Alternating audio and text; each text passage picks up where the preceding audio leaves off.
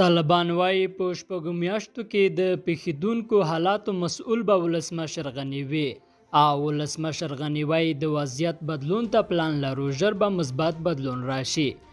د نیوز پری چینل لیدونکو السلام علیکم، ستړي مشئ په مکړه د ډیرو مهمو خبرونو ته. وسلوالو طالبانو ویلي د راتلونکو پیښیدونکو حالاتو مسؤل به ولسمشر غني وي. د طالبانو ویان ذبیح الله مجاهد د ولسمشر غني د تیر ورځ څرګندونو ته په خبرګون کې ویلي چې د راتلونکو شپږو میاشتو په موده کې د هر ډول پیښیدونکو حالاتو مسؤل به ولسمشر غني وي. غني پرون د ځانګړو عملیاتو قلو اردو څخه د لیدنې پر مهال له افغان سرتېرو وغوښتل چې په روانو 3 میاشتو کې د وسلوالو طالبانو د ځپلو لپاره لاس پکار شي او ځانونه نړۍ ته ثابت کړي چې افغانان نه تسلیمیږي او له خپلې خاورې ساتنه کولی شي. غني زیاته کړه د افغان سرتېرو له میړانې او همت سره به په شپږو میاشتو کې دننه افغانستان د امن څښتن شي.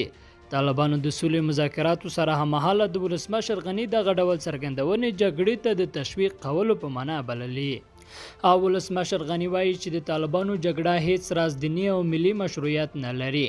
نوموړي ویلي چې د دوی ټول تمرکز د وضعیت پر مدیریت دی او د ځانګړو پلانونو پر بنسټ به له 3 تر 6 میاشتو پورې په وضعیت کې د پام وړ مثبت بدلون راشي.